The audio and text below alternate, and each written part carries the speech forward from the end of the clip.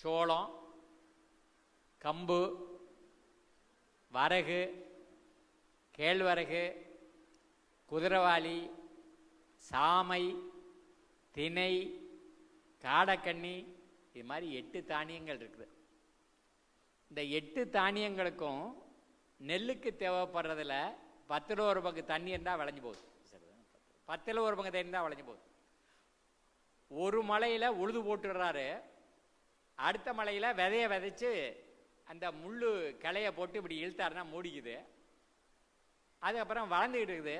அந்த பூ வர்ற நேரத்தில் இன்னொரு மழை பெஞ்சுன்னா கருது வந்து விளைஞ்சு போச்சுன்னா, அந்த தெனை சாமையெல்லாம் 75 நாளில் விளையுது. காடைக்கண்ணி 70 நாளில் விளையுது.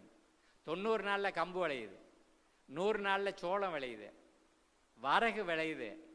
கேழ்வரகு 90 நாளில் விளையுதுன்னு. இதே போல் அற்புதமான தானியங்கள் உலகத்தில் எங்கேயும் பார்க்க முடியாது. அப்போ இவைகளை அவன் என்ன சொன்னான், இங்கிலீஷ்காரன், கொஞ்சம் இடத்துல விளையுதுங்கிறதுனால மைனர் மில்லட்டுன்னு சொன்னான். நம்மளால் தமிழில் மொழிபெயர்த்தான் சிறுதானியன்னு மொழிபெயர்த்தான். அட முட்டா பயிலா, இது சிறுதானியம் இல்லைடா, இது சத்துமிகு தானியம். சரிடா, நான் கொய்த்துக்கு போகிறேன்.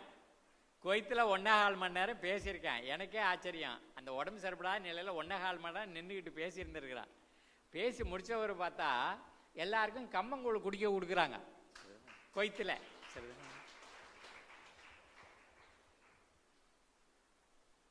அப்போ எங்கே போனாலும் கம்மங்கூழ், கேப்பக்கூழ் டாக்டரை சொல்கிறான். சொன்னோம் இன்னைக்கு என்ன சொல்கிறாங்க, அந்த நீரிழிவு நோய் இருக்குது, சக்கரை நோய், அது உலகத்துக்கே இந்தியா தலைமை தாங்குங்கிறான்.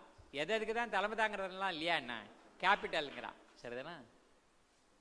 ஆனால் உண்மையில் நம்ம இயற்கை மருத்துவரில் கேட்டால் சொல்கிறாங்க, ஐயா நீரிழிவு நோய் நோயே இல்லையா அப்படின்னு சொன்னேன். அது கண்டிஷன். கொஞ்சம் டென்ஷனில் இருந்தால் அப்படி இருக்கும், அப்புறம் கொஞ்சம் இழப்பாருனாக்கா அப்படி சரியாக கீழே இறங்கும்ட்டு. சிறுநீரகம் கொஞ்சம் வேலை செஞ்சுன்னா சரியாக போயிடும். கல்லீரல் கொஞ்சம் வேலை செஞ்சுன்னா சரியாக போயிடும். இந்த கல்லீரலையும் இந்த சிறுநீரகத்தையும் வேலை செய்ய வைக்கிறது எது